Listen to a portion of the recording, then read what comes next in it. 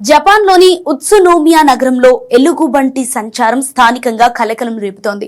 ఎలుగు సంచారంపై శనివారం నుండి పలు ఫిర్యాదులందాయి. దీంతో అప్రమత్తమైన ప్రభుత్వ పాఠశాలలను మూసివేసింది. ప్రత్యేక వాహనాల ద్వారా ప్రజలను అప్రమత్తం చేస్తున్నారు. ప్రజలు ఇళ్లలోనే సురక్షితంగా ఉండాలని, బయటకు రావద్దని అధికారులు హెచ్చరికలు జారీ చేశారు. పట్టణ కేంద్రానికి ఉత్తరాన శనివారం ఉదయం ఎలుగుబంటి మొదటిసారిగా కనిపించింది. ఆ తర్వాత అది నివాస ప్రాంతాలు, ఒక షాపింగ్ ఆర్కేడ్, ఆపై ఒక పార్క్, హై స్కూల్ పరిసరాల్లో సంచరించినట్లు స్థానికులు గుర్తించారు.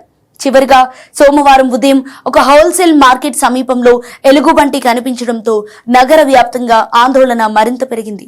అయితే ఇవన్నీ ఒకే ఎలుగుబంటికి సంబంధించిన ఆనవాళ్ల లేదా ఇంకా ఉన్నాయా అనే కోణంలో అధికారులు దర్యాప్తు చేస్తున్నారు. జపాన్లో ఇటీవలే కాలంలో అడవి ఎలుగుబంట్లు జనవాసాల్లోకి రావటం అండ్ దాడులకు తెగబడటం గణనీయంగా పెరిగింది.